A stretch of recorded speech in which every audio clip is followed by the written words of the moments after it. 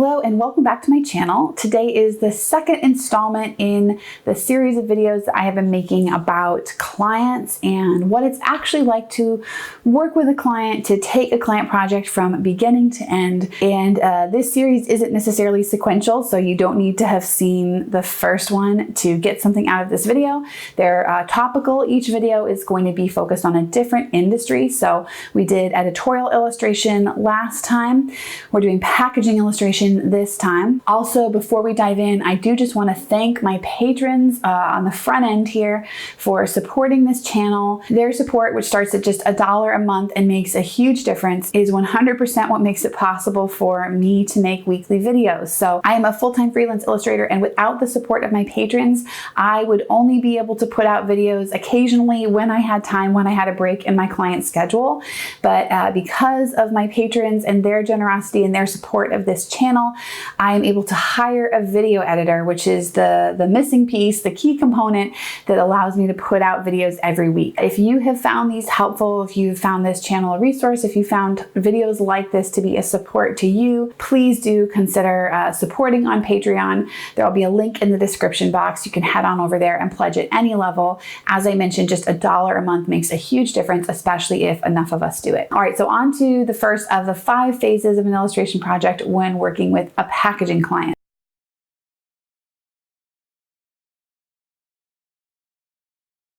Okay, so first the groundwork, and I've kind of split this into 2 buckets, the early communication and laying down the terms of the project. They do happen in real time with one another, but I just wanted to highlight them separately to make sure we can kind of see the differences from industry to industry. So first, the early communication, the initial contact from the client. I'm going to share an actual client email from an actual packaging client that I worked on a few months ago. Just want you guys to be able to see what an initial contact might look like from someone in this industry. Hello, Kendyll. My name is Art Director, and I am the brand manager for X brand. And then they go on to describe what that brand is. We are working with a designer from an agency on refreshing our packaging, and they recommended that we reach out to you to explore some illustrations for the packs. See attached PDF for the work in progress packaging and placeholder illustrations. In total, we need 5 illustrations, and then they list off the subjects of the different illustrations. We're looking for an illustrator to deliver each subject individually and composed together as they are shown on the packaging. Do you have ability to take on a new project? And if so, could we chat for 30 minutes today to discuss? Once we chat, I'll put together a tighter brief for you. Thank you. And a brief is just another word for direction or more specifics, more information about what they're looking for, what the project would entail. So that was the initial email from the client. They give me a little bit of background on the company, on who they are, on what they're looking for, and tell me specifically the outcome of the illustrations that they're hoping for. So they want some of these freestanding illustrations, and then they also want some that are composed, and then ask about my availability and whether we could chat for 30 minutes today. So there's nothing about the budget in this initial email. Sometimes there is, sometimes there isn't, but this would be a pretty standard inquiry email from what I would consider a serious potential client. So they've included a lot of information, a lot of specifics. My reply was, hi, Art Director, thanks so much for reaching out. It sounds like a fabulous project and I'd love to be involved. I could chat today at 1:30 if that works for you. My cell number is, and I give them my phone number. Full disclosure, I'm actually in the midst of a move from Boston to Pennsylvania, so I'm off my normal schedule this week. But I'll be back to regular studio hours next week, and we can discuss potential timeline for delivery when we talk and I have a better sense of your needs and the scope of the project. Thanks again, and looking forward to speaking with you. So those were the initial 2 emails. As for the type of communication, you can see based on our initial email that we were planning a phone call. We did indeed have a phone call that day, and I would say that's fairly typical for packaging clients. The initial communication is some combination of email and phone, and how much back and forth is there before agreeing and before the project actually gets started. So this can vary from project to project, but in this particular project, there were a total of 12 emails back and forth between me and the client and 2 phone calls within those first 24 hours, and then everything was squared away. We had agreed on terms, signed a contract, and we're getting ready to move forward. The amount of back and forth and the timeline, how long it takes to actually get things nailed down and be ready to move on the first sketches. Really depends on the client. So I would say that this type of a turnaround, having things nailed down and ready to go in 24 hours is unusually quick.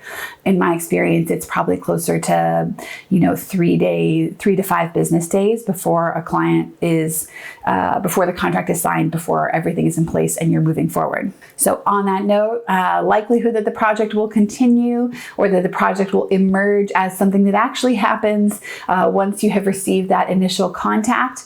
In my experience, it is less likely than it is with editorial. I would say generally if it's a serious inquiry from editorial and we can agree on those initial terms like price and budget, it's almost always a done deal.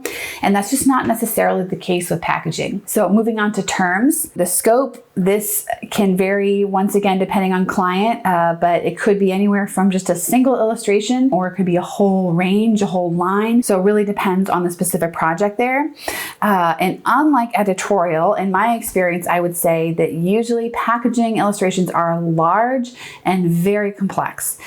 Some of that, again, has to do with the style of work that I do. Since I do tend to focus more on a realistic approach, I tend to be contracted by clients who are looking for that, and they usually have a lot more complexity and detail than editorial illustrations do. All right, so type of direction, and by this I just mean what type of instruction, how much instruction, what level of instruction are you going to get from the art director or from the client in terms of what they are specifically looking for. So typically if you are working with a larger client or with an agency or designer, a staff designer, the direction will be put into a dedicated PDF, an actual document that has sort of the overall aesthetic that they're going for with the brand, almost like a mood board. Then there'll be reference images that show, again, for realistic work, reference images that show what they want, how they want the work to look. These could be specific examples from your illustration portfolio where they've pulled references that will show the subjects that they want illustrated. Then it will also have pretty detailed text description, usually might be in an actual paragraph or a bulleted list, or it might be little notes that are around the images kind of indicating what they want, what they are hoping for in terms of the finished illustrations. So if you did see the editorial video and you remember back to that, this is a lot more direction than you receive in a typical editorial project. And if ever I work with a packaging client that doesn't provide one of these, or maybe they just prefer to have a phone call and give me the direction on the phone call, I still insist that there is some sort of a document that shows what they're looking for, both visually and specifically, like the list of the illustration, the size of the illustrations, as well as the aesthetic approach that they're hoping to have. So for timeline, in my experience, timelines for packaging are usually a bit longer. In general, I would say 2 to 4 weeks is pretty average, up to 6 weeks. I've never had one be longer than 6 weeks. The budget, this varies quite a bit. I think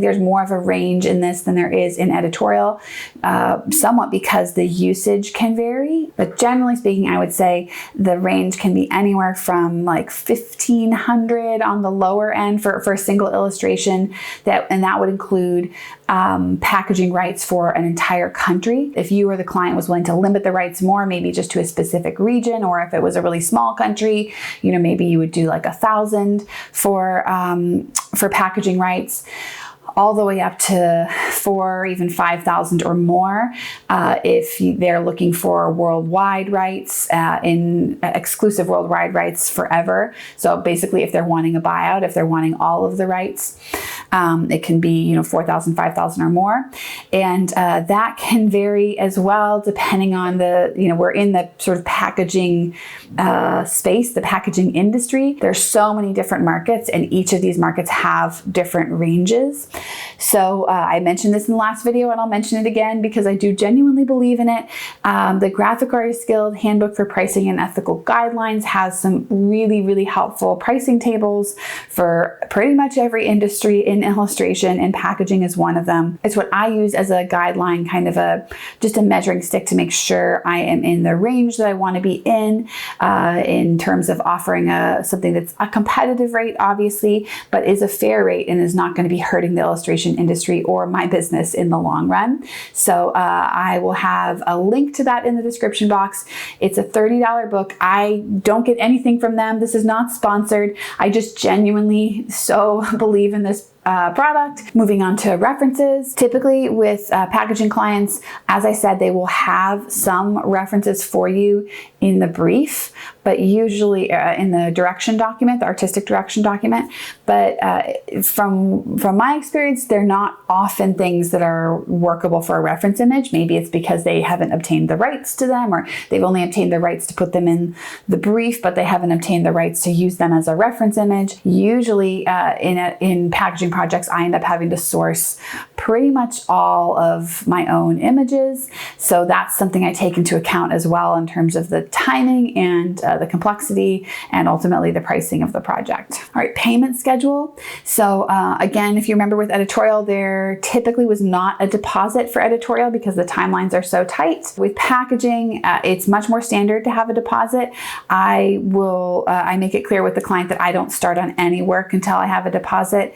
I typically ask for anywhere from 30 to 50% upfront, and in the contract, I'll stipulate that that's a non-refundable deposit. That's just something to book my time and to get started, but it's broken down more than it is with editorial. Usually you have payment in a few phases, so you'll have to invoice a few times. Contracts, again, larger companies may already have a contract ready to go that they want you to sign. But I've even worked with some larger companies that were still happy to use my contract. So it really can go either way. But again, I will make a plug for my my contracts video, the terms that you want to have in every single contract as an illustrator.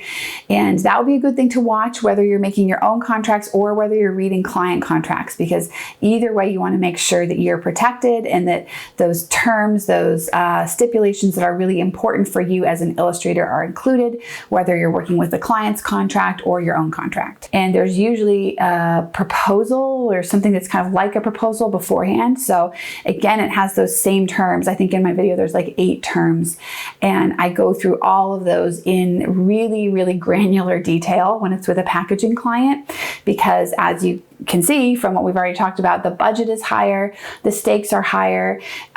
It's just important, more important, I feel, to be really clear, really on the same page with the client so that everybody knows what the goals of the project are, and the client especially understands what they're getting in the end. That is the end of the groundwork section. So we are going to move on to phase 2, which is the sketch. With a packaging client, typically I would do at least 2 sketches per subject, maybe even more. So 2 to 3 sketches per subject, just to make sure we get the composition that the client is looking for. Something that happens sometimes is that packaging clients are super specific. They already know exactly the angle, the subject, where they want the light to be coming from. That is all nailed down, and you basically just have to create a sketch that pulls all of those things together. So in that instance, I would only do 1 sketch, but if it's a little bit more open-ended or we're not sure exactly what the composition on the pack is going to be, I will do 2 to 3 sketches per illustration. And as I also already mentioned, they're usually much larger, usually 12 inches on the smallest side, sometimes even bigger than that. And sketches for packaging clients usually have quite a bit more detail than sketches for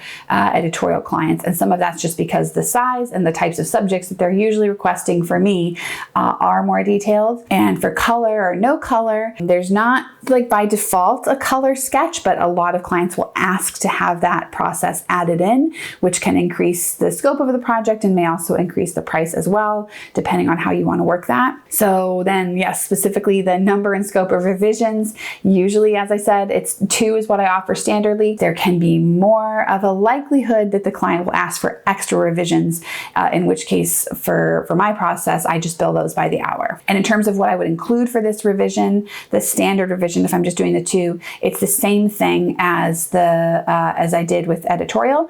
If they come back to me after that first sketch and they want to change really anything about the composition, moving elements, turning elements, changing the perspective, even if I have to completely do a new sketch from the ground up, I will include, that's all included in the base pricing that I offer. What I wouldn't do is say if they came to me and they wanted me to draw a single rose, and that was what we agreed to in the contract and in the negotiation, and then they come back and they say, actually, you know what, we really like, instead of a single rose, some vines and, blossoms at different stages, that would change the complexity pretty significantly. It would make it a lot more complex. So I would say, all right, I'm happy to, great, this is what it's going to cost. The length of this phase, this is usually still fairly short, not necessarily as short as it is an editorial, especially if you're doing a lot of different subjects, but in my experience, it's typically around like 3 to 5 days. So it's usually done in about a week. And communication during this phase includes usually more emails than an editorial project. There's just going to be more back and forth. One other point on this is that occasionally there may be a bit of a lag time in approval. So again, as we mentioned, there's just more people involved. So sometimes it can take longer to get even feedback or approval from the client than it would with an editorial project. All right, phase 3, the final development of the final illustrations. Just like editorial, the size pretty much translates directly from whatever I did for the sketch, since I tend to do my sketches at scale. The number and scope of revisions in this phase, as I said earlier, my standard is to just offer one for the same types of things that I would do for an editorial client, which is tweaking color, tweaking saturation, things that can be done digitally, or things that would still need to, where I would still need to go back to the actual illustration, like changing the surface texture, smoothing something out, adding more highlights or shadows. That would all be included. What would not be included, or what would require an additional round of revision and something that would be billed by the hour, would be major changes to the composition. So changing the angle, moving an element, adding a new element. The length of this phase, this could be anywhere from 5 to 20 days, depending on the size of the project and how many illustrations you're doing. It is typically longer than the final phase for an editorial project, but yeah, it could be anywhere from 1 to 4 weeks. And communication during this phase is usually pretty extensive. So again, when you're first getting started, when you're like just executing the final illustrations, there may be a pausing point there. I like to keep the client updated, especially if I've been given like a large chunk of time to go and work. There isn't a ton of communication initially, but then once you've presented the finals, just like there can be with the sketches, there can be a lot of back and forth, a lot of phone calls, a lot of tweaking of small things. And in my experience, that's just because of the industry, because of it being for packaging, the clients have much higher hopes and expectations for specifically what will be included in the finished work. All right, phase 4, approval and delivery. This has a lot of similarities to editorial as well, but some differences are first in the scanning. With an editorial illustration, I almost always will just scan it at 300 DPI, maybe 350 DPI. But for packaging clients, especially if the client has asked for all rights, or if they've asked for some rights in addition to packaging rights, I will scan the illustration at like anywhere from 400 to 600 DPI. And that just gives the client more flexibility in terms of the size that they can reproduce that image at. But other than that, the edits are pretty much the same. I completely remove the background. It's even more important, I think, actually for packaging clients, that they have a TIFF, that they have a file with a transparent background, not just a white background, but an actual transparent background. And again, just like with editorial, I do not do the RGB to CMYK conversion. So I just get the color looking as close as possible from my perspective, as close as possible to the original, and then I send off the file that way. As for file type and delivery method, I pretty much always with packaging clients will do either a TIFF or the Photoshop file. So again, I will be sure to set it up for the dimensions that they required and for the actual product that they paid for. And since I'm either sending a Photoshop file or a TIFF, those are usually pretty large. So for delivery, I almost always will just do a Dropbox download. So I'll set up a dedicated file that has the print ready files in it. And then if I'm sending just for final approval, I'll do like a little low res version, a little low res JPEG, so the client can see what they're getting, what the final is. And then there will be a link to the Dropbox folder, which they can download all of the high res files from. All right, phase 5, final communication, wrap up and payment. So I'll do the same thing here that I did, that I do with most editorial clients. And that is in my email where I send the finals, where I send the link to download the high-res files, I'll say, keep an eye out for my invoice on Friday, or I will send my invoice along momentarily. And then I send the invoice in a dedicated email that has the word invoice and the invoice number in the subject line. Usually for packaging projects, you're just sending the invoice to your main contact person, and then they kind of file it off to whoever it goes to in the company. And how long does it take to receive payment? So typically with packaging projects, payment is quicker in my experience. And I've even had some projects for some clients where I required them to pay in full before I sent the download link. And that's something you have to decide on yourself based on like what your risk tolerance was. Another way of protecting myself and ensuring that I got paid was to make sure that the client actually paid me either via credit card or online bank transfer. So some sort of not necessarily instant, but very quick method that could happen within the span of a day. And then once you see payment has come through, then you can send the download link. So that would be the very, very quick scenario where, maybe you did the 50% upfront that way and you're doing the 50% final payment that way and then sending the download.